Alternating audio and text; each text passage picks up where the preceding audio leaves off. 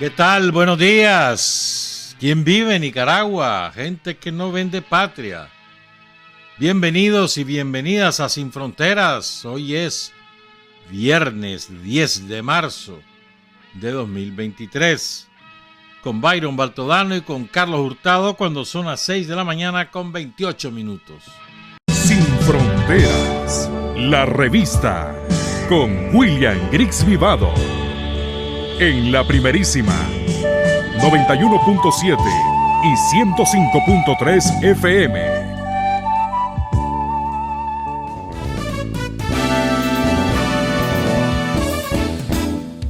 Sin fronteras para decir la verdad. Sin fronteras, trabajar, avanzar, combatir, vencer. Sin fronteras.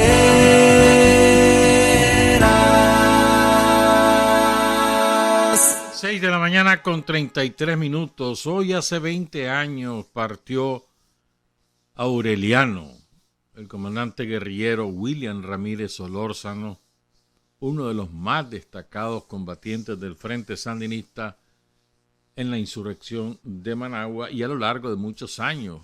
William entró al frente a finales de los años 60. Guerrillero estuvo en la montaña, de ahí tuvo que salir cuando la guardia apretó, masacrando a los campesinos. Y aquí en Managua fue uno de los jefes del frente interno y luego del repliegue. Luego funcionario del gobierno revolucionario allá, dedicado a la costa atlántica en la primera parte. Después lo trasladaron a Managua, estuvo a cargo de Navas, que era tan importante en aquellos años. Bueno, sigue siendo importante, pero mucho más en aquellos años que sufríamos el bloqueo del imperialismo norteamericano. Luego fue diputado y después de la derrota fundó Radio 580. Para nosotros con la primerísima, William Ramírez tuvo una relación muy especial desde 1990. Desde antes, desde 1989. Desde ahí, una relación entre la radio y William. Y fue muy especial, muy fraterna. Y nosotros no olvidamos lo que significó William Ramírez para la radio. Que en paz descanse y saludos a sus hijos que hoy son funcionarios del gobierno revolucionario, dirigentes territoriales del frente. Especialmente, a William Jr. y a Maru. Ayer me vi esta foto que me encantó. Esta foto es tomada por el compañero Marvin Miranda Flores. Él tiene una página de Facebook y un programa de televisión llamado Punto Noticioso. Es de Chontales. Y publicó esta foto. Fíjense en esta foto. La señora se llama Marta Irene Sequeira Ríos. Y el señor se llama Arturo Bermúdez. Vean el rostro de Marta Irene. Con qué orgullo, ¿no? Con qué satisfacción. Y a su lado el esposo. Ellos son los padres de Sandy Bermúdez, Sandy Alexander Bermúdez Sequeira. Muchacho que está ahora por primera vez en el Clásico Mundial, que debió haber sido parte de la selección hace muchos años, pero bueno. Fue campeón bate en el 2020 con un promedio de 435, solo una décima menos, una centésima menos que el récord de Ofelio Castro, que lo implantó en 2018 con 436. Este chaval, ya tiene 29 años, nació en en 1994. Este chaval empezó como lanzador su primer año, no con mucho éxito, y después se desarrolló como bateador, y un bateador consistente, con un buen brazo en los jardines y eso le ha ganado un gran prestigio. Pero qué bonito cómo esta pareja está tan orgullosa de su hijo, ¿no? Que salió de una comarca que se llama Huehuestepe, como huehuense, Huehuestepe. Tiene malo el camino, dice el periodista Marvin Miranda. Malo el camino. Eso queda al norte, noroeste de Huigalpa. Al norte del río Mayale. Bueno, de la carretera a Huehuestepe no es tanto, pero el camino está malo. ¿No? Está malo. Y qué orgullo el que sienten estos dos. ¿Verdad? Y lo digo porque a propósito que la selección mañana ya debuta a las 11 de la mañana contra Puerto Rico en el Clásico Mundial después de haber tenido una magnífica actuación contra los dos equipos de Grandes Ligas, ¿no? Primero que le ganaron ¿a quién fue que le ganaron, vos? A los Mets de Nueva York, es cierto. Le metió un cuadrangular ahí Sherlock Cooper a la estrella de los Mets. Y ayer que perdieron 6-4 con los Cardenales de San Luis. Podían haber ganado, pero bueno. El podían no existe. Felicitamos entonces a los padres de Sandy Bermúdez, Marta Irene Sequeira y Arturo Bermúdez. Tienen motivos para estar orgullosos. Ayer nos escribió Norman Gutiérrez Hernández, que es profesor del Centro Tecnológico Olof Palme de Estelí, a propósito que ayer fue el aniversario, el 44 aniversario, de la masacre de Buenavista Santa Cruz, una comunidad que yo no tengo claro si pertenece a San Nicolás o a Estelí, el municipio de Estelí, por lo menos queda en el límite y queda también camino al Sauce. En esta comunidad se había asentado un campamento guerrillero en las inmediaciones de la comunidad, de la gente del Zorro. Estamos hablando que esto fue, repito, el 9 de marzo de 1979. ¿Verdad? Ya pasó la insurrección de Estelí de septiembre, que se habían replegado a estas zonas montañosas, al mando del Zorro. Después vino la de Semana Santa, ¿no? Entonces, la guardia detecta la presencia del campamento y un número indeterminado de birros somocistas, entre los cuales estaba el desgraciadamente recordado Macho Negro, y había otro tipo que se llamaba Ezequiel Girón Pérez. Llegaron, como ya los guerrilleros se habían ido, entonces se fueron casa por casa que estaban ubicadas en la zona, tomaron a los que encontraron en la casa, los reunieron junto al pozo de la comunidad, los ataron con rajas de leña que tenían arpilladas ahí la familia, los golpearon, los torturaron, incluyendo una mujer embarazada, 2 niños. Y después los asesinaron y para causar mayor dolor a las familias, introdujeron los cuerpos en el pozo, los 13 cadáveres, y luego le dejaron caer 2 o 3 granadas para que los cuerpos quedaran despedazados. Así de cruel era la guardia somocista, inspirada en los métodos del imperialismo norteamericano. Esta comunidad, repito, queda más o menos a 36 kilómetros al suroeste de Estelí, o a 16 al oeste de San Nicolás, o a 19 al noreste del Sauce.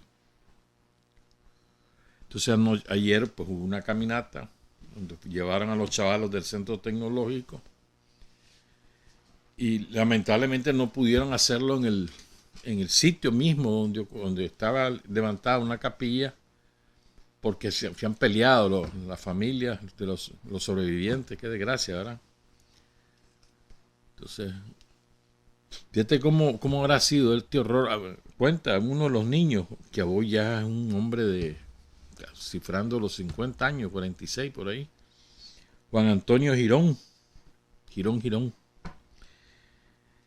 Dice que él, en la madrugada de ese día, su papá lo levantó para que fueran a traer el agua, junto a su hermano mayor.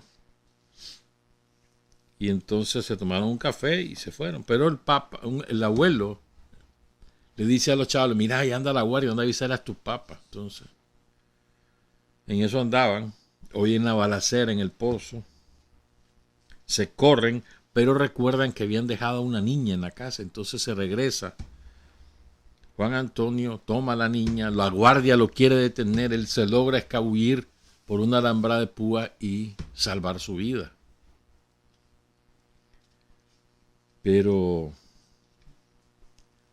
perdió a su madre, a 4 hermanos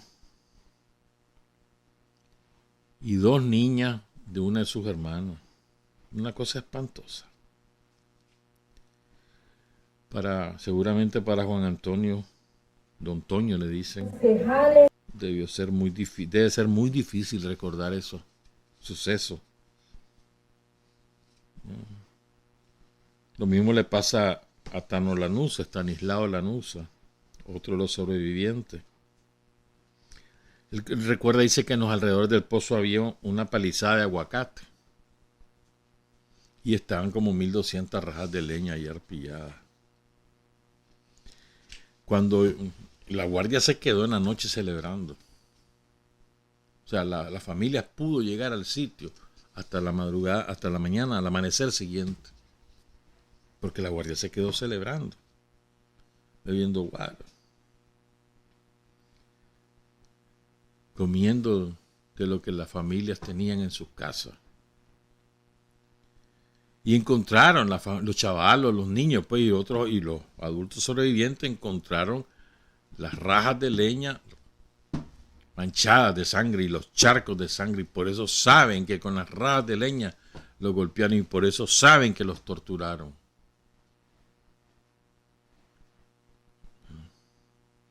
Una cosa espantosa. De verdad que sí. Quiero leer los 13 nombres de los compañeros. Miriam Girón Lanuza estaba embarazada.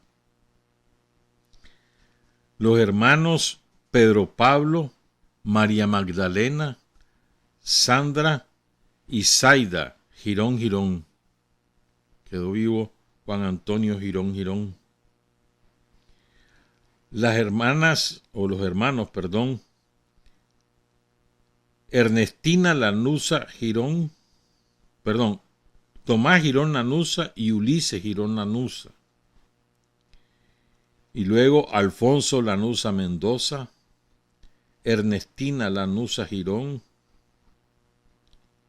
María Elsa Judiel Lanuza, Rodolfo Benavides y Juan Velázquez.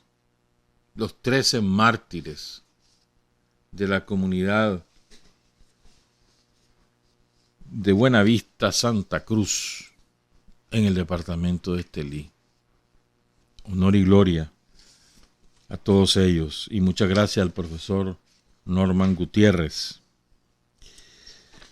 Les quiero recordar algunas cosas de la historia que, bueno, recordar para algunos y que otros la conozcan. De la naturaleza, de la crueldad, del imperialismo. Un evento que ocurrió entre el 9 de marzo y el 10 de marzo de 1945. Ya se los voy a contar. Pero antes, Ana María Sibure, saluda a Ana María. Me mandó ayer la intervención de un diputado peronista sobre lo que está ocurriendo en Rosario, Argentina. Él se llama Carlos Delfrade, es periodista, escritor, investigador y representa al Frente de Soberanía Popular, un hombre de izquierda. ¿Qué fue lo que pasó en Rosario? Rosario es la patria de Messi. del Che Guevara. Pero Rosario es una provincia o una ciudad también abandonada a su suerte, mal financiamiento, con mucha pobreza, pese a que es una zona que tiene suficientes recursos. Y ese abandono ha significado que desde hace más o menos 20 años, un poco más, crezca el narcotráfico. Las bandas mafiosas que venden droga, que siembran el terror, que asesinan gente. Solo el año pasado, más de 400 asesinatos en Rosario. Y la juventud abandonada a su suerte, sin oportunidades, etc. Y la gente víctima, prisionera, con una complicidad a veces encubierta y a veces no tan encubierta de la policía y de las autoridades militares de Rosario y autoridades políticas. Entonces, la semana pasada hubo un hecho inusual. La familia de la esposa de Messi tenían un supermercado, una tienda de barrio de hace muchos años. Prosperaron, hicieron una cadena de supermercados, de 6 supermercados en la ciudad. Pero después una multinacional o una gran empresa les compró la cadena y ellos solo se quedaron con la tienda de origen, la original, pues. Repito, es del abuelo, de la abuela y de los padres de la mujer de Messi. ¿Verdad? Entonces llegó una banda de mafiosos, asalta el supermercado y le deja un mensaje manuscrito a Messi. Dice que lo están esperando y que no lo va a proteger el alcalde porque el alcalde también es narco. Ese es el mensaje que le dejan. Entonces tuvo repercusión mundial y a raíz de eso viene Alberto Fernández, la decepción más grande del pueblo argentino, y toma la decisión de mandar al ejército. 1.500 piches en 3 tramos. Esta semana terminan de desplazarlos ahí en Rosario. Entonces están iniciando la guerra con todas las de la ley contra el narco. Lo mismo que hizo México. Como lo decía muy bien, una muy buena intervención de Carlos del Frade. Como lo hizo Colombia y como lo hizo Brasil. ¿Cuáles son los resultados de la guerra abierta contra el narcotráfico en México? 300,000 muertos desde 2006 para acá. Que le empezó el delincuente, el criminal Felipe Calderón. 300,000 muertos. Y luego lo mismo hizo Lula, recordaba a Carlos del Frade, lo mismo hizo Lula en Río de Janeiro. Metió el ejército. Resultado, 40,000 muertos. Lo mismo hizo mucho antes, muchísimos años antes, Colombia. Resultado en Colombia, 700,000 muertos, según dijo Gustavo Petro poco después de asumir la presidencia. Esa guerra la instaló Estados Unidos mediante el Plan Colombia. Resultado en vida, en destrucción de familias, de ciudades, de pueblos, del tejido social. El sufrimiento es inenarrable. El otro día leía una estadística de México. En México hay alrededor de 100,000 desaparecidos. Y hay alrededor de 50,000 cadáveres en las morgues. Que no han sido identificados. Hay miles de fosas comunes que no solamente son obra de los crímenes de los narcos, sino también del ejército mexicano, de las policías mexicanas, a lo largo de muchos años. En Colombia ya no se diga, en Colombia es de espanto terrible. Bajo la justificación que eran guerrilleros, y era mentira, asesinaron a miles de campesinos sobre todo, y de chavalos y chavalas de los barrios empobrecidos de las grandes ciudades colombianas. Y el resultado de todo eso, además de ese sufrimiento humano, ha sido que Colombia continúa como líder mundial en la producción de cocaína. ¿Y saben quién es el segundo lugar en producción de cocaína? No es Bolivia. Para nada. Brasil. ¿Y saben quién es el tercer lugar? No es Bolivia. Es Argentina. Ese es el resultado. Entonces ahora, por ese camino tomó Alberto Fernández. Y decía con mucho tino Carlos Delfrade que esto es el plan de los yanquis. Donde se meten estos planes es porque no llegan a destruir a los narcotraficantes, llegan a proteger uno de los carteles, para que el negocio lo tenga uno de los carteles y la DEA se encargue de garantizar el traslado y la comercialización de la droga hasta Estados Unidos, el principal consumidor mundial con mucha distancia en el mundo de cocaína, de fentanilo, de muchísimas otras drogas. La epidemia de consumo de droga en Estados Unidos es espantosa. Y además, deliberadamente introducida por la fuerza dominante en Estados Unidos. Lo mismo pasa en Europa, sobre todo en países como Holanda, Dinamarca, el mismo Francia, España, con un consumo salvaje. Narcotraficantes que hoy son dirigentes políticos en España, que se tomaban fotos con los capos mafiosos ahí en Galicia. Hoy es el dirigente político de otra maquinaria de corrupción que se llama Partido Popular. Feijóo. Entonces, vuelvo a lo de Argentina. Entonces, estamos asistiendo a una aventura que sabemos cómo empieza, quién sabe cómo va a terminar. Pobre Argentina. Y como decía Carlos Delfrade, y lo peor dice es que lo hace un gobierno que se las pica de Nacional Popular. Ese es Alberto Fernández. Y la alternativa es peor que él, pues, pero él es de la misma calaña, hermano. En base a que es encubierto. Y hay otro escándalo, ahí vas a ver, ahí va a salir eso pronto. Ayer lo estaba leyendo eso. Ya Argentina va a tener manos libres para comenzar a robarse recursos de Irán, recursos de Venezuela, recursos de un montón de gente. Y vas a ver. Pero bueno. Triste. Recordaba también lo último que digo sobre esto, Carlos Delfrade, que este fue el plan de la Patricia Bullrich, que es una tipa nefasta.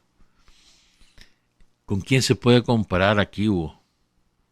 No, es que esta tipa es nefasta. Es como que si estuviera hablando, no sé. Solo me acuerdo de cómo, solo la comparo con personeros yanquis. Pero es nefasta.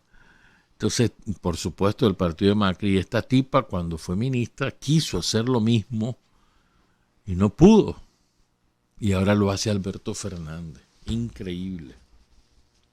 En fin. A ver cómo desembocan, porque este año es elecciones generales en Argentina. Y está mal posicionado Fernández. Está en tercer o cuarto lugar por ahora. Veremos.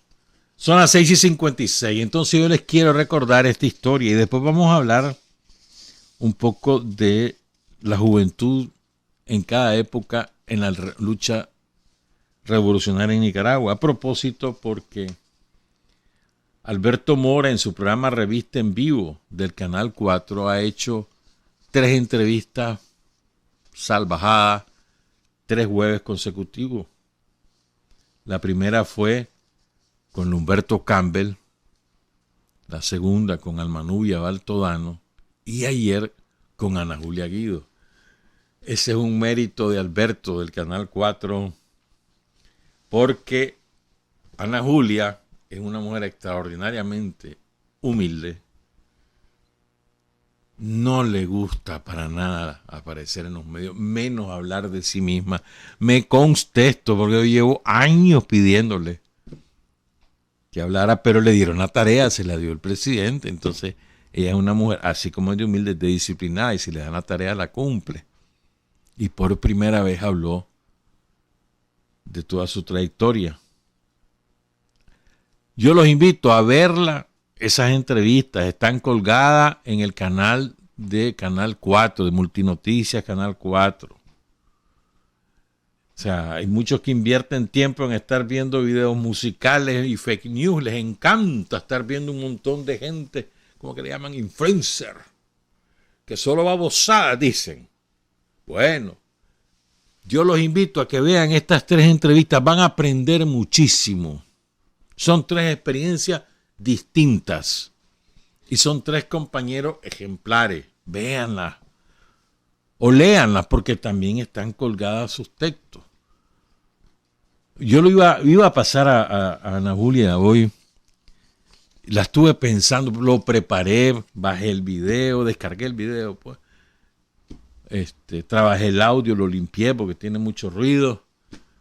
Pero después me dije, no, hombre, no podemos fomentar la pereza. No. Yo lo que invito es sobre todo a los jóvenes. La juventud sandinista en todos sus movimientos, no les cuesta nada. En alguna reunión pongan el video ahí del Humberto, pongan el de Almanubia, pongan el de Ana Julia. Nadie se va a aburrir. Y van a aprender. Porque yo soy de la cultura de la lectura, pero la mayor parte de la nueva generación son de la cultura audiovisual. No les gusta leer. Bueno, entonces, pónganle en las reuniones de la juventud sanita en cualquier nivel, en cualquier territorio, compañeras y compañeros. Solo deben tener pues no, aunque no sea en live, descargan el video, lo ponen en una USB, se lo ponen a un equipo para el televisor y ya está. No es nada del otro mundo. Yo los invito, en serio. En el frente mismo, la V, que no les cuesta nada. Vean esas 3 entrevistas. Tienen pereza de ver, entonces léanlas, pues. Tienen pereza de leer, pues véanlas. Cualquiera de las 2 cosas. Pero háganlo.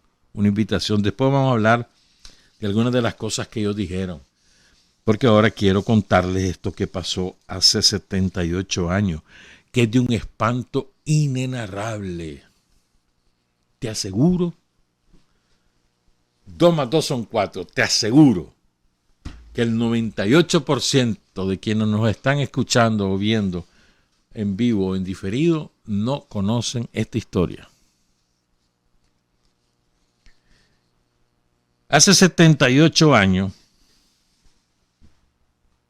entre el 9 y el 10 de marzo de 1945, despegaron de las bases de Estados Unidos en las Islas Marianas, uno por uno en fila india en el cielo,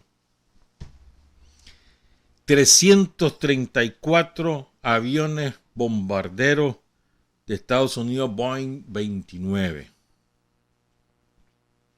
Y se dirigieron a Tokio, la capital de Japón. Fíjense bien, marzo.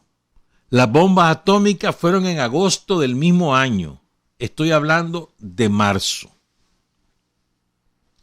Para ese momento ya estaba claro, ya había roto el cerco en Stalingrado el Ejército Rojo, y ahí ya habían atravesado gran parte de las fronteras de todos los países de Europa Oriental y tenían cercado a los nazis. Ya estaban muy cerca de Berlín las tropas del Ejército Rojo. Ya era inevitable la derrota de los nazis. Y había pasado ya la conferencia de Potsdam, donde habían llegado a la conclusión Stalin, Churchill y Roosevelt, que 3 meses después que concluyera, que firmara, que derrotaran a Hitler, 3 meses después irían sobre Japón, acuérdense que eran 3 grandes potencias, Alemania, Japón e Italia. Italia hacía rato la habían derrotado. Entonces iban sobre Japón, que tenía ocupada gran parte de China, Corea, Vietnam y otros países, Taiwán. Entonces, fíjense, Estados Unidos estaba ardido por el ataque de Japón contra Pearl Harbor, que había sido en el 41. Hay muchas películas sobre eso, pero ninguna sobre lo que... No, hay 2, pero poco conocidas sobre lo que les voy a contar. Entonces, en ese ataque de Pearl Harbor, ahí mueren 2.042 estadounidenses y queda destruida la base naval de Estados Unidos. 1.178 heridos. Eso está muy contabilizado con nombre y apellido y hay mausoleo y no sé qué. Y está bien, pues, porque son víctimas de un atentado, porque la idea de Japón era destruir la posibilidad de que Estados Unidos tuviese mayores fuerzas para enfrentarse a ellos en el Pacífico. Entonces, salen la noche del 9 de marzo 334 bombarderos, aviones bombarderos de Estados Unidos. Van rumbo a Tokio. A eso le denominaron la operación. Tiene un nombre terrible. Meeting House. Reunión en casa. Un maldito, los yanquis son malditos. Estaban bajo el ideólogo de este ataque fue un criminal de guerra llamado Robert McNamara, que después fue uno de los principales artífices de la guerra contra Vietnam. Y el ejecutor fue un general llamado Curtis LeMay. ¿Qué llegaron a hacer a Tokio? Le dejaron caer a la ciudad. Bueno, espérame. Lo hacen a la medianoche, entre el 9 y el 10 de marzo, porque, de una manera deliberada, porque a esa hora la gente estaba dormida. O sea, deliberadamente escogen porque saben que la gente está dormida. Estamos hablando de la ciudad de Tokio, la capital del imperio japonés en aquella época. Hoy, simplemente un estado. Pero es una decisión deliberada ir a esa hora para que la gente esté dormida. Y le dejaron caer a Tokio en una noche, menos de una noche, 1.665 toneladas de bombas y de napalm. ¿Qué es el napalm? Porque yo he oído varios que me preguntan esto. A ver, el napalm es una sustancia gelatinosa, ¿verdad?, que se adhiere a cualquier superficie, que está hecha a base de gasolina. Es como un gel. Pero una vez que lanzar la bomba y se dispersa el napalm se adhiere a cualquier superficie. Si encuentra un ser humano, se le adhiere a la piel. ¿Sí? E inmediatamente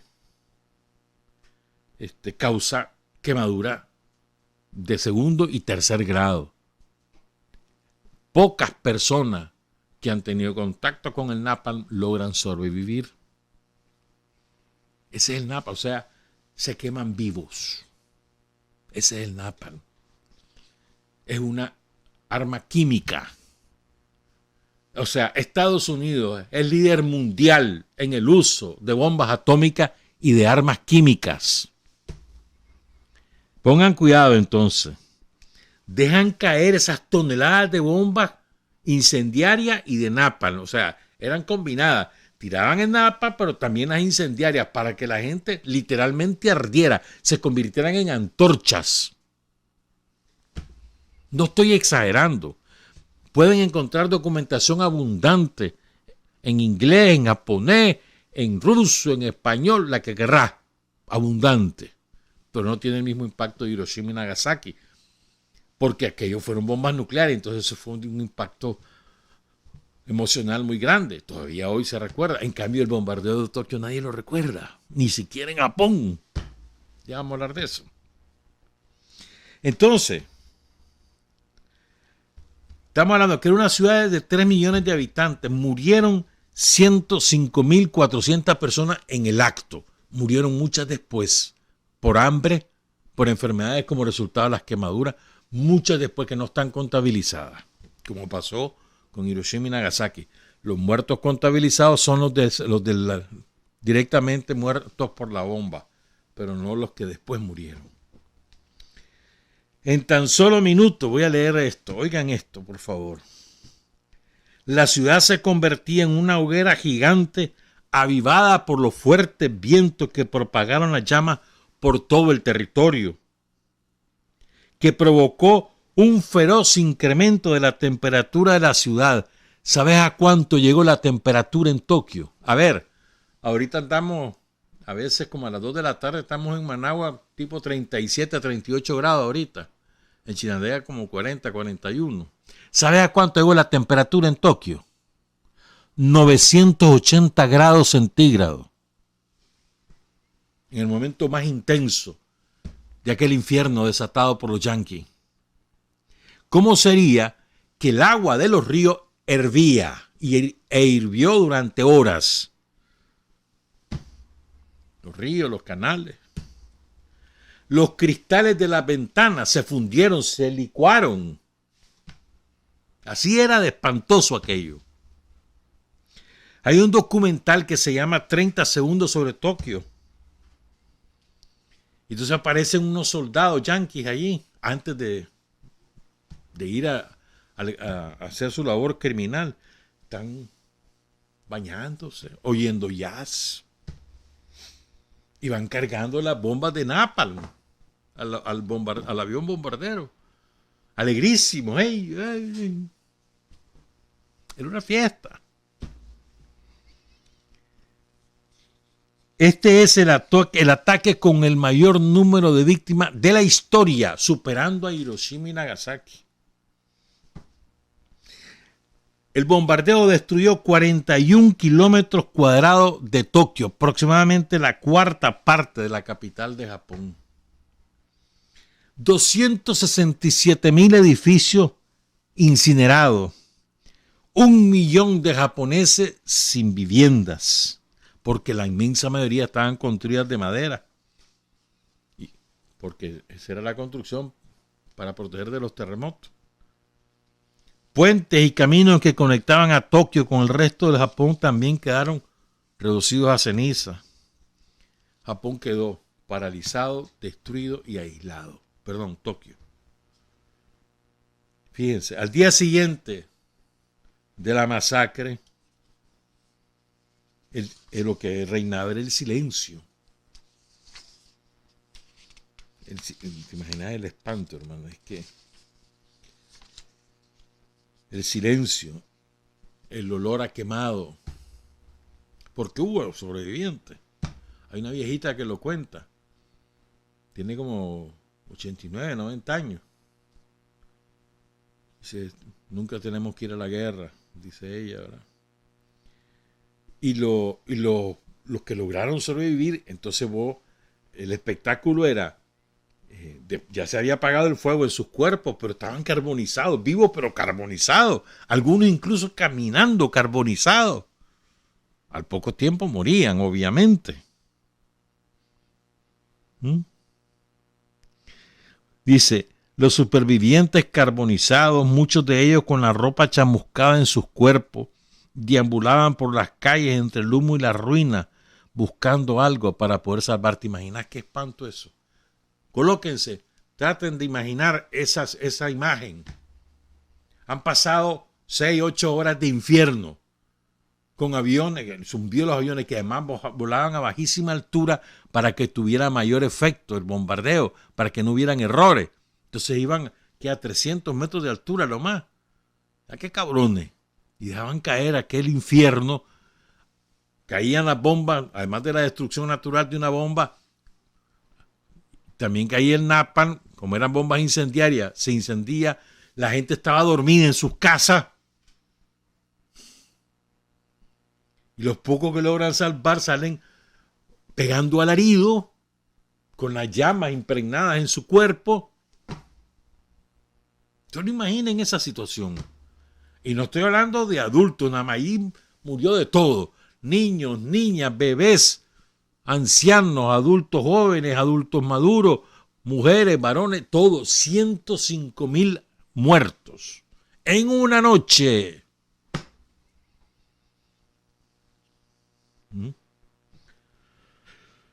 Espantoso, hermano, espantoso.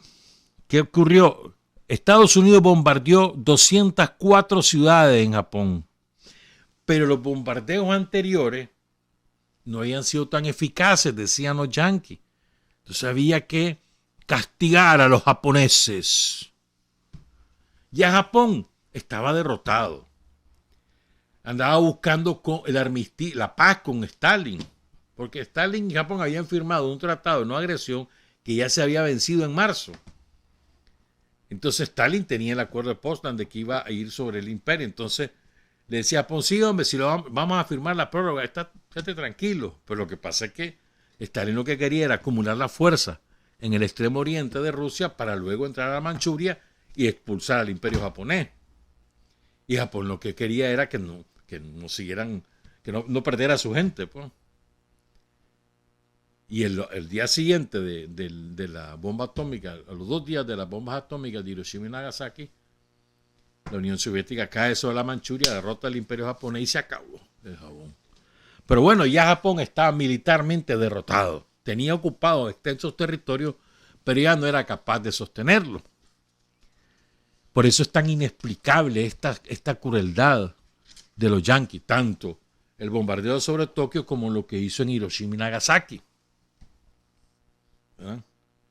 Fíjense bien, ya vamos a ir cerrando porque quiero contarles ahora la reacción de...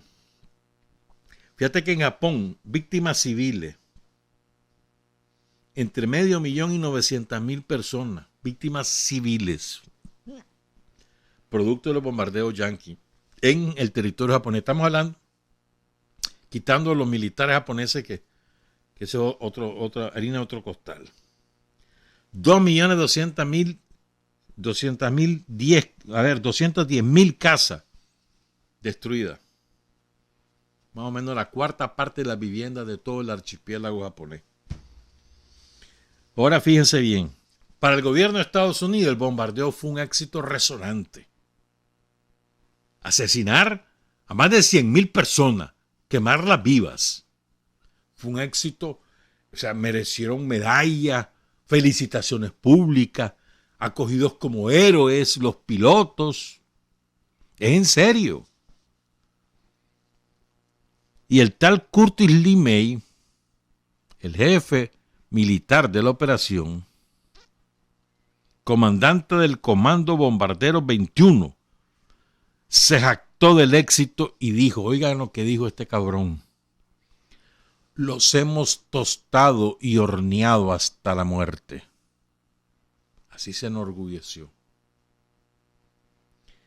Según LeMay, lo inmoral no era matar a 100,000 personas en una noche lanzando bombas incendiarias, sino que lo realmente imprudente e inmoral hubiera sido no hacerlo y perder a miles de soldados estadounidenses en la batalla. Creo que si hubiéramos perdido, yo sería tratado como un criminal de guerra. El responsable intelectual se llama Robert McNamara, los papeles de McNamara, la película, etcétera. Pero bueno, que era el secretario de Defensa en el momento de los bombardeos, antes de morir, pidió perdón por los ataques. Pero dijo a continuación, sí, yo pido perdón, pero dice, mira, es que de verdad, man, para hacer el bien, a veces se tiene que hacer el mal. Esa fue la frase. Para hacer el bien, a veces tenés que hacer el mal.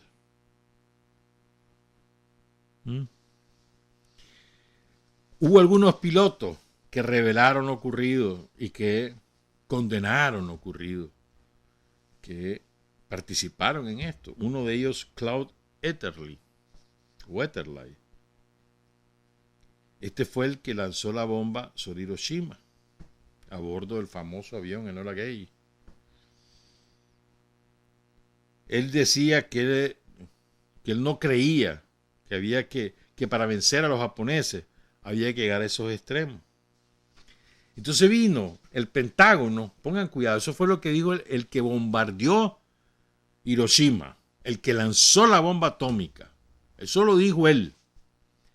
Entonces, viendo el Pentágono, toda la mafia que ocupa las estructuras de poder en Estados Unidos, que van heredándose, y los medios de comunicación que controlan el Estado profundo en Estados Unidos, y entonces dijeron que Claude estaba loco, que había quedado loco de la guerra. Y lo metieron a un hospital para veteranos y lo trataron como un paria. Ha sido horrible. Pero está demostrado que él no estaba loco porque él mantuvo una correspondencia con Günther Anders, un famoso filósofo y pacifista alemán. Él los publicó en un libro, esas cartas. El libro se llama Conciencia Ardiente, en inglés, Burning Conscience. O en español se escribió bajo el título Más allá de los límites de la conciencia. Entonces allí Günther refleja, tanto en textos propios como en las cartas de Claude, ¿verdad?, el miedo, la irracionalidad y la desesperación. Como resultado, este escritor alemán, filósofo y pacifista, fue tildado de comunista y declarado non grato en Estados Unidos, por decir la verdad. Hay otra película también que se la recomiendo, se llama La tumba de las luciérnagas. Es de un japonés, del director Akiyuki Nosaka. Entonces él, a través de la historia de dos hermanos que sobreviven al bombardeo de Tokio, Seita y Setsuko. Setsuko me acuerdo, pero bueno. Entonces ellos andan en las ruinas de la ciudad de Kobe, que fue bombardeada también por los yanquis. Y son historias reales que Nosaka fue testigo de estas historias cuando él era un cipote de 15 años. Él también en la ciudad de Kobe, que, repito, es la misma ciudad que la destruyó un terremoto hace como 20 años, ¿te acordás? Kobe, que como 40.000 muertos hubo ahí, que fue destruida por el terremoto hace como 20 años fue, ¿no? Esa ciudad fue destruida por los bombardeos yanquis, así como Tokio. Entonces allí Nosaka y Akiyuki Nosaka logra sobrevivir, tenía 15 años y deambula como vagabundo, como indigente en los escombros de la ciudad. Entonces ahí él fue testigo de la historia de Seita y Setsuko, ¿verdad? Dice que Setsuko tenía 4 años y se fueron a una cueva los dos hermanitos. Y allí en la cueva murió de hambre la niña, Setsuko. Y el hermano murió también de hambre un mes después en una estación de tren. Eso fue lo que ocurrió. Pues te digo, no están contabilizados en esos 104.000 muertos la noche del bombardeo, no están contabilizados los que murieron después. En este es el caso de Kobe, pero es que en Tokio fue igual. La gente murió de hambre. Pero fíjense bien, ahora veamos la otra cara de la moneda. Ya vamos a terminar esta parte. Porque Japón fue extremadamente cruel con los pueblos que sometió, sobre todo después de 1930. En la Primera Guerra Mundial, que Japón gana la Primera Guerra contra China y la ocupa, ¿verdad? Y también derrotó a Rusia, la Rusia zarista, en 1905 por ahí, y le robó territorio. Después se los quitaron, ¿verdad? Pero Japón se hace extremadamente cruel, más o menos a partir de 1930. Fíjense, Hitler asesinó a 6 millones de judíos. Una cosa espantosa lo que hizo Hitler con los judíos. Todos lo conocemos de esa historia. Vivos los metían a los hornos para hacer jabón. Una cosa espantosa. Lo hicieron sufrir lo peor de los sufrimientos. Vale la redundancia. Pues bueno, 6 millones de judíos. Además causó, qué sé yo, muerte. Bueno, la muerte de alrededor de 20 millones de civiles soviéticos. 20 millones de civiles soviéticos.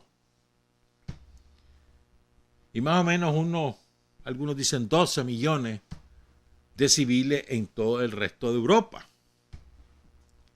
Ahora oigan lo que causó Japón. Y no lo digo yo. Lo dice el historiador Chalmers Johnson, que es un historiador anticomunista, por cierto. No tiene nada que ver con nosotros, ¿verdad? Mira, fíjense bien, dice: los japoneses masacraron a 30 millones de filipinos, malayos, vietnamitas, camboyanos, indonesios y birmanos y a 23 millones de chinos.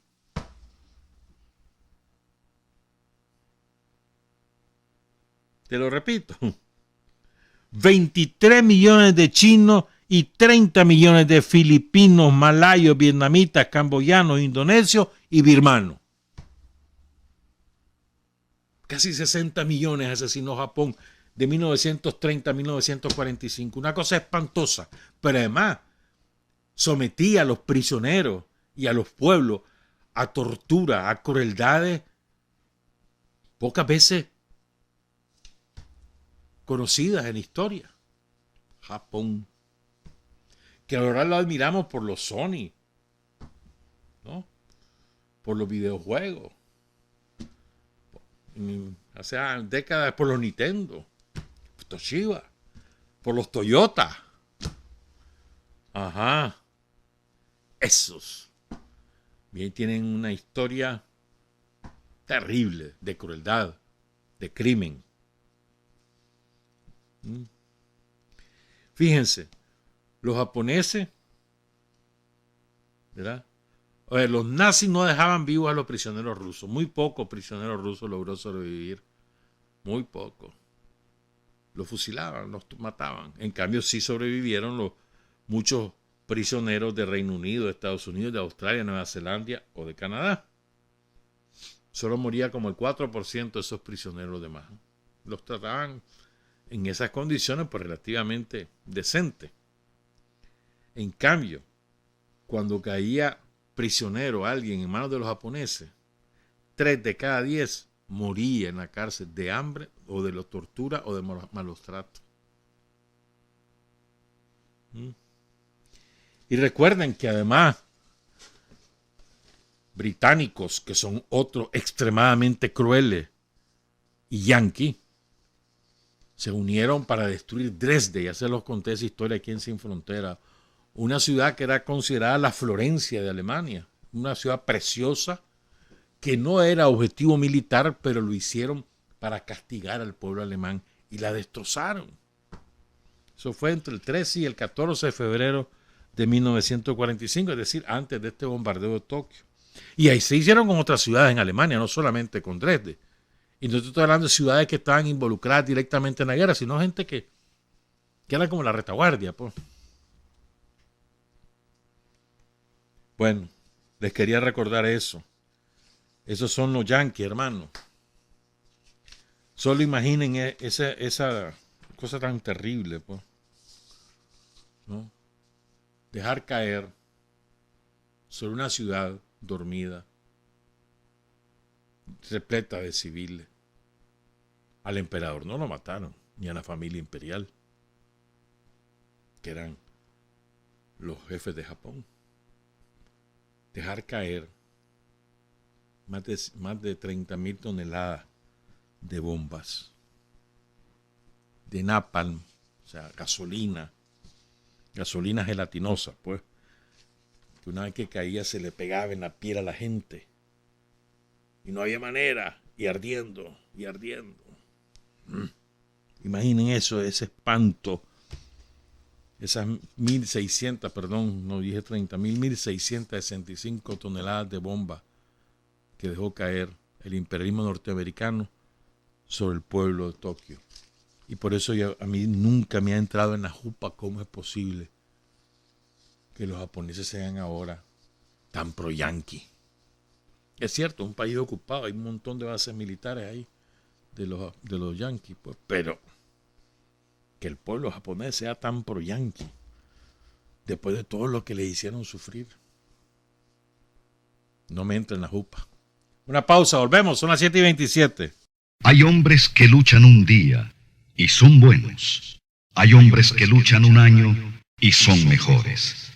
Pero hay hombres que luchan toda la vida. Esos son los imprescindibles. Son las 7 de la mañana con 30 minutos. Hablemos un poco, pues, de estas 3 entrevistas que les mencionaba hace un rato y de lo que implica, ¿no? En términos generacionales e históricos. Lumberto es el mayor de los 3. Humberto cifra los 74, 75 años, ¿no? Ana Julia debe andar por los 65, lo más. Y Alma Nubia, que tiene 60. Son 3 experiencias diferentes,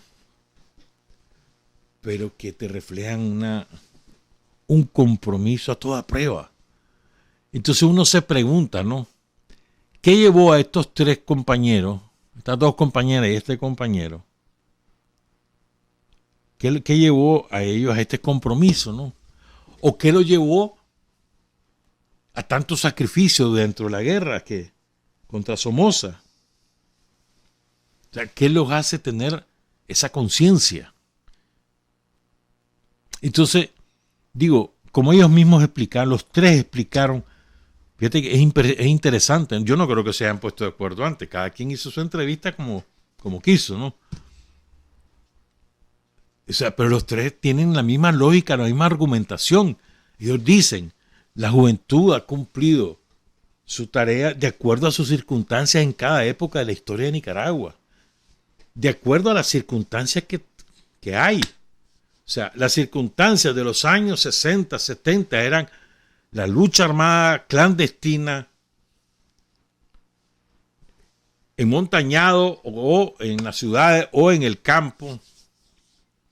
La lucha la lucha urbana implicaba acciones como tirar bombas o granadas o hostigamientos a la guardia. Eso eran las condiciones de la lucha contra Somoza. Y la juventud nicaragüense asumió ese desafío. Hoy ya no son jóvenes todos esos protagonistas, pero en su momento lo eran. Y como jóvenes se comprometieron con el pueblo de Nicaragua, con la patria, con los muertos, sus amigos, sus compañeros, el pueblo de Nicaragua perseguido, asesinado, criminalizado, torturado, destrozado. Ellos se comprometen y los 3 coinciden en esto. Ninguno de los 3, fíjate bien, pensaba ni siquiera si iban a asistir al triunfo o no. Los 3 estaban convencidos que íbamos a triunfar, pero ninguno pensaba que iban a llegar vivos. O sea, qué clase de desprendimiento, ¿no? Lo explicaba bien Ana Julia, ¿no? Decía, nosotros habíamos dejado las comodidades, el acostarte en tu cama, el estar en tu casa, el comer rico, tu gallo pinto, tu tiste, tu pinolillo, tu tortilla, tus huevitos, tu cuajada, todo eso, para ir a comer a la montaña, monte, Baba de León. En serio, porque no había que comer. ¿Cómo era en la montaña? Que contaban los granos de frijoles, literalmente contaban los granos de frijoles y le tocaban 40 granitos a cada uno por día. Cuando la comida era suculenta era mono. O sea, lo que quiero decir es qué necesidad tenían en el sentido de que, bueno, se podían haber bajado a la montaña, desertado, se podían haber ido del país. No. Sobre todo en la montaña, perdón, cuando la Guardia, después de la operación Juan José Quesada, en 27 de diciembre de 1974, la Guardia aplica tierra arrasada en las montañas. Literalmente. Y asesinan a todos los campesinos que vivían en la montaña. Al que no matan, se va a la columna guerrillera. Porque era la única manera de sobrevivir. O sea, la Guardia entró con la política de tierra arrasada, acompañados de los ejércitos de Guatemala, Honduras y El Salvador, por cierto, ¿verdad? Y entonces llega un momento que la guerrilla está acorralada, aislada, sin rutas de abastecimiento, sin colaboradores. Y un montón de compañeros que van cayendo. Y aún así se sostienen. No se rinden. Mantienen la antorcha encendida. El referente político, moral, para todos los que estábamos en las ciudades, eran ellos. Nadie de nosotros tenía ni siquiera aproximada la idea de las condiciones pavorosas en las que estaban. Lo veíamos como el símbolo de la resistencia contra el imperialismo y contra Somoza. Eso eran los chavalos y las chavalas que estaban metidos en la guerrilla, en la montaña. De ahí es que se desprende William Ramírez, después viene a Managua. Pero, o sea, ¿qué lleva a todo este muchacho a tener semejante compromiso, semejante desprendimiento? ¿No? ¿Qué forja esa conciencia? Y luego están todos los jóvenes de los 80. El chavalero que se fue, voluntario del servicio militar. Montones de chavalos que cayeron, una parte de ellos. Por cierto, uno de ellos estaba leyendo temprano, ahora en la mañana, con un chavalo de La Paz, Carazo. Hoy es su aniversario. Lo publica Francisco Nicoya. El compañero se llama Santiago Manuel López Salazar. Cayó cachorro del servicio militar en el BLI Juan Pablo Humansor en la operación Danto 88. Santiago Manuel López Salazar, conocido como el Puro, originario de La Paz, Carazo. Bueno, el chavalero de los 80, muchos de ellos los conocemos. Trabajan en distintas cosas. Algunos de ellos se profesionalizaron, tuvieron una carrera y siguieron adelante y ahora tienen posiciones importantes o políticas o económicas. Pero otros no pudieron. Pero la juventud de los 80 estuvo a la altura de las exigencias de la patria en ese momento. Luego está la juventud de los 90. ¿Cuál era la exigencia? La lucha para impedir que los somocistas nos arrebataran todo lo que habíamos alcanzado en los años 80, que las cooperativas, que el derecho a la salud, el derecho a la educación, tantísimas cosas. Nos fueron arrebatando muchas cosas, pero el pueblo no se rindió y la chavalada es la que estaba a la cabeza. Chavalada transportista, chavalada campesino, chavalada de estudiantes universitarios, estudiantes de secundaria, chavalada de los obreros, con el famoso acuerdo de la concertación, toda la chavalada de la época, peleando, estuvo a la altura de las circunstancias. Y luego, involucrándose en cada campaña electoral, las ganamos las elecciones de 1996, nos las robaron. Es decir, nosotros debimos haber recuperado el poder desde 1997, con la elección del 96, pero nos la robaron. O sea, mira qué clase de fuerza la juventud nicaragüense que le devolvió el poder al frente, aunque los yanquis no la robaron, pues. Así es. Y luego está en la época actual, los últimos 16 años. Vean, compañeros y compañeras, sin la juventud, nosotros no hubiéramos ganado las elecciones del 2006, del 2011, del 2016. No las hubiéramos ganado. Porque hoy las circunstancias son otras. El voto, el conquistar el voto, el ayudar en el combate a la pobreza desde distintas posiciones. No basta estudiar, no basta. No basta ser un buen estudiante o un buen profesional, no basta. Hay que tener la conciencia patriótica. Y basta con la patriótica, ni siquiera llegó a la revolucionaria, la patriótica, el orgullo de ser nicaragüense y de defender la patria. Esta patria que hemos construido entre todos. ¿Verdad? ¿Y entonces cómo hacemos ahora para crear conciencia? Está claro cómo se creó la conciencia. En los años de la dictadura de Somoza, teníamos visible el enemigo. Eso lograba aglutinar a la juventud, a toda la población en contra de la dictadura. En los años 80 estaba claro el enemigo, la agresión de los yanquis. En los 90 y 2000 estaba claro el enemigo, el somocismo que nos arrebataba las cosas. Hoy en día está claro que el enemigo se llaman los yanquis y que tienen a los contratados a los traidores. Menos mal que una gran parte de ellos los matamos, los repatriamos.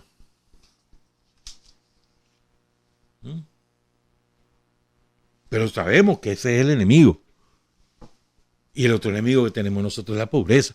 Porque la pobreza, como ha dicho muchas veces Rosario, es la última y principal expresión de la dominación colonial del imperialismo. En la medida que sos pobre, estás dominado. Y en la medida que derrotas la pobreza, te liberás. ¿Verdad? ¿Cómo creas conciencia ahora? En la lucha contra la pobreza, hermano. Y la lucha contra la pobreza tiene 1000 dimensiones. Desde el maestro o la maestra que cumple con eficiencia su trabajo, que se compromete con su trabajo y con su manera de educar, con trasladar los conocimientos, con enseñar a aprender y aprender a enseñar. Con toda la chavalada, desde el maestro, la enfermera, la auxiliar de enfermería, el médico, el técnico quirúrgico, el técnico dental, el técnico en laboratorio, que se compromete a hacer bien su trabajo, colocando en primer lugar a la persona y no a la enfermedad. Y la conciencia la adquiere en la medida que se compromete a que ese paciente va a sufrir lo menos posible, aun y cuando su mal sea incurable. O el campesino, ¿no?, que sabe que con su trabajo contribuye al país, con la comida que produce, con los alimentos que produce. Y además, sus hijos que van a estudiar, y que van a estudiar sabiendo que ahora pueden estudiar cuando antes no podían. Lo decía Alma Nubia muy bien, dice, desgraciadamente, dice, las cosas que vamos conquistando depende de los gobiernos, porque hay gobiernos que te lo quitan, como nos pasó a nosotros. Creíamos que las que habíamos conquistado en la revolución era irreversible y no fue así. No fue así. Entonces, ¿cómo creamos conciencia ahora? Yo creo que además de que la conciencia, en mi opinión, se construye en el compromiso práctico, pero también tiene un compromiso teórico, que es la historia. Nosotros tenemos que conocer nuestra historia. El chavalero tiene que conocer la historia, de dónde venimos, quiénes son los que han parido lo que hoy vivimos, mujeres y varones de todas las edades, en todas las circunstancias, pero saber de dónde venimos para tener clara la película y qué es lo que estamos defendiendo, cuánto ha costado. Creo que es indispensable la historia para crear conciencia, el conocimiento de la historia para crear conciencia. Es como un complemento indispensable del compromiso cotidiano que vos adquirís en las tareas que te da la revolución. Tu tarea hoy es ser policía. Tu tarea hoy es ser oficial del ejército, soldado del ejército. Tu tarea hoy es ser custodio en el sistema penitenciario, o oficial de migración. O tu tarea hoy es ser un servidor público en una alcaldía. Si esa es tu tarea, servidor público en una alcaldía, debes tener claro, primero, que la gente te pague ese salario. No sos vos el que le hace favor a la gente. La gente te paga tu salario, estás al servicio de la gente. Y vos estás ahí para facilitar las cosas a la gente, no para entorpecerlas. No son los procedimientos, la esencia de tu trabajo. La esencia de tu trabajo es servir al pueblo. Y así, una obrera que va todos los días, se levanta a las 4 de la mañana, prepara la comida para sus hijos, a las 5 está lista, agarra el bus y a las 6 tiene que estar en el trabajo en la zona franca. Y se malmata en esa zona franca aguantando las chanchadas que les hacen los capataces, los jefes de línea, lo que sea. Y aguantan por sus hijos. Y no se rinden. Y esa es una contribución también en la lucha contra la pobreza. Pero nosotros tenemos que contribuir a que sepan los orígenes de esa explotación. Que esas son las cosas que tenemos que cambiar. Que nos toca cambiar a lo largo de los próximos años. Y que todo lo que logra tener ahora, que sus hijos van a la escuela, que si se enferma va al hospital, que tiene transporte público garantizado, que tiene una carretera en buen estado, que tiene oportunidad de una casita. Todas esas cosas, que adquiera conciencia de que eso es fruto de ella, de su trabajo, del trabajo de sus compañeras, del trabajo de todo el mundo, luchando contra la pobreza, que es luchar contra el imperialismo. Si no se nos mete en la cabeza eso, que luchar contra la pobreza y luchar contra el imperialismo, difícilmente vamos a asumirla con todo el vigor necesario. ¿No? Si, ¿cómo construir conciencia hoy? Sí, en el saber en qué estamos, por qué estamos, y en el conocer la historia. ¿No? Sí, como explicaba también, lo explicaba Ana Julia, lo explicaba Lumberto, lo explicaba Alma Nubia. Las tareas hoy son distintas. Porque estamos en paz, entre otras cosas. O sea, qué felicidad, hombre. A ver, los que vivieron el 2018 somos la mayoría, ¿verdad? Y saben lo que significa perder la paz. Desgraciadamente ya lo saben. ¿Sabe por qué desgraciadamente? Porque esa es una de las cosas que uno aspiraba, que nunca más hubiera muerto que nunca más el somocismo nos matara. Esa era una de las aspiraciones. Dejar atrás todo lo que era el somocismo, y desgraciadamente el somocismo tuvo su expresión alimentada por los yanquis, ya saben lo que pasó. Entonces, si sabemos lo que es perder la paz, con mayor razón la vamos a defender con uñas y dientes, hermano. Y la mejor manera de defender la paz es el progreso. La paz es un requisito indispensable para el progreso, pero es que sin progreso tampoco hay paz, porque como podría haber pasado como en los años 90, que después del fenómeno de los recontra y los recompa, que fue horrible también, con mucha muerte y destrucción, pero después de ese fenómeno, terminó más o menos en el 95, ¿verdad? Tuvimos, ¿qué? 10 años de paz sin armas, pues. Pero, ¿cuál paz había en los hogares nicaragüenses? Desempleo, hambre, abandono, te morías de una apendicitis. Entonces, la paz es integral, ¿no? Entonces, al que conoce la pérdida de la paz, la defiende con uñas y dientes una vez que la conquista. Y la mejor manera de defender la paz, repito, es progresar. Es derrotar la pobreza. Es la mejor manera de conservar y consolidar la paz. Entonces, es una lucha. La lucha parece mentira, ¿no? La lucha contra la pobreza es una lucha por la paz. Y sin la paz no hay lucha contra la pobreza. O sea, están indisolublemente unidas. Y ambas cosas, ¿verdad?, son parte de la lucha contra el imperialismo norteamericano y sus colonias europeas. Y ahora también sus colonias latinoamericanas, ¿no? En la medida que nosotros avanzamos en la lucha contra la pobreza, avanzamos en el camino de la victoria sobre los yanquis. Todas estas cosas que hemos ido conquistando a lo largo de 16 años, que a veces ni siquiera tenemos conciencia, ¿eh?, como hemos explicado en otras veces. Soberanía alimentaria. ¿Qué país de América Latina puede decir eso? A ver, cuéntenme. ¿Qué país de América Latina puede decir que ha conquistado la soberanía alimentaria? Es decir, que aquí producimos lo que comemos, excepto el trigo. Pero bueno, sin pan se puede vivir, también comer tortillas. Pero bueno, excepto el trigo. ¿Qué país? Soberanía fiscal, es decir, que ahora nosotros vivimos de acuerdo a lo que ingresamos. Nicaragua gana al año tanto, eso es lo que gasta, y ahora hasta ahorramos. Primera vez en muchísimos años que nos está pasando eso. La hemos conquistado. La soberanía monetaria la estamos conquistando ahorita. Con el valor del Córdoba, con el fijar los precios en Córdoba, todas esas cosas. Parecen detalles, no, hermanos, son más que eso. La soberanía política, la independencia, el derecho a autodeterminación, eso lo tenemos conquistado y consolidado. Aquí no se meten a decir nada.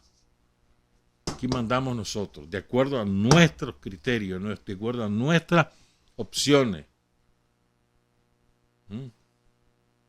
Y así podríamos seguir. O sea, a ver, ¿qué país te puede decir lo mismo? Nosotros no tenemos hipotecado el futuro. Ayer salió una estadística sobre la base de cifras del Banco Mundial. Nicaragua es el tercer país con menos deuda pública en América, solo superado por Uruguay y Chile. Nicaragua, tercer país con menor pobreza extrema en América Latina. Tercero. Hace 16 años estábamos en penúltimo lugar, ¿no se acuerdan? Estábamos por debajo de Honduras, Haití, Nicaragua. Siempre nos ponían así. Hoy estamos tercer lugar con menor pobreza en América Latina. ¿Quién ha conquistado eso? Ha sido Daniel, bajo la dirección de Daniel. Pero no ha sido Daniel, ha sido el pueblo de Nicaragua. Entonces, ¿cómo hacemos para que los jóvenes, las nuevas generaciones, asuman el compromiso en las nuevas circunstancias, que no son circunstancias de guerra ni de opresión, son otras circunstancias? Sin embargo, en las cuales estemos dispuestos, las nuevas generaciones estén dispuestas a llegar al compromiso final de defender, si hace falta con las armas, esa independencia, esa paz y ese progreso. Sí, Ana Julia, nosotros llegamos nuestro compromiso era de tal profundidad que estábamos dispuestos a dar nuestra vida por la vida de un compañero. Y eso es una verdad absoluta. Así era. Mayor entrega, mayor amor al prójimo puede haber. O sea, estar dispuesto a dar la vida por el que está a tu lado. Y hubo muchos compañeros que así murieron. Murieron cubriendo retiradas, por ejemplo, en la guerrilla o en la guerra contra los yanquis en los 80. Y no me van a dejar mentir, conocen ustedes muchos ejemplos así. O sea, dieron la vida por sus compañeros. Ese fue el nivel del compromiso. Hoy es otra circunstancia.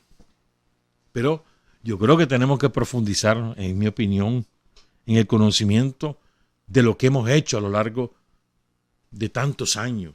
Eso es la historia, lo que hemos hecho. ¿Qué cosas hemos hecho? ¿Cómo hemos llegado hasta aquí? ¿Quiénes han sido los protagonistas? ¿Cómo hemos construido lo que hoy tenemos? Para mí es indispensable. O sea, no podemos, creo yo, forjar conciencia de clase, de patria y de revolución si no conocemos lo que nos ha ocurrido en toda nuestra historia, en nuestra vida como nación, y antes, lo que nos ha ocurrido, lo que hemos hecho, lo que nos han hecho, y cómo hemos ido saliendo adelante, haciendo acopio de valor, de entereza. Solo te quiero referir dos cosas. Y para invitarte nuevamente, ya nos vamos a ir, ya nos toca irnos. Te quiero referir dos cosas. Lean por favor, o escuchen o vean las entrevistas de Alberto Mora, a Humberto Campbell, al Manubia Baltodano y a Ana Julia Guido. Están colgadas en el canal de YouTube del Canal 4. Si no las pueden ver, léanlas, están en el 19. Almanubia cuenta lo siguiente, que te estremece. Almanubia le estalla la bomba de contacto mientras ella está en un catre. Y dice ella, inmediatamente yo supe que no tenía mis manos. Pongan cuidado. Eso fue más o menos a las 5 de la tarde de un Jueves Santo. Jueves Santo, cuando todo está cerrado. Y entonces, Almanubia tiene 16 años. Y ella cuenta que jamás perdió el conocimiento. Y que incluso ella le indicó a sus compañeros cómo hacer los torniquetes para que ella no se desangrara.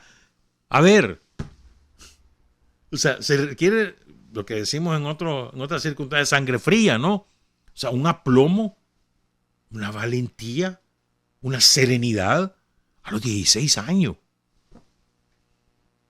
Y esa niña le indica a sus compañeros cómo hacer para que ella no se desangre.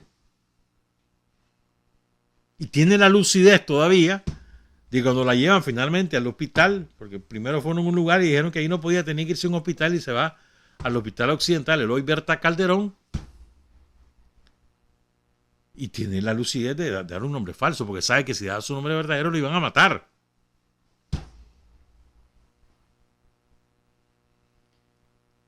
Y entonces, y ella está consciente que perdió sus manos, ¿verdad? Y tiene heridas las piernas, las tiene graves. Sale del hospital con todos los chunches de un hospital, que el suero que nos queda, con todos esos chuncheríos. Jamás se rindió. Jamás se ha rendido. Perdió sus manos, hermano. Tiene 3 hijos. Hizo su vida. Triunfó. Fue presidenta nacional de la FEJ, etcétera, etcétera, etcétera. Estudió, abogada. Es un ejemplo. Y hoy comprometida con su pueblo desde su profesión como abogada y como militante.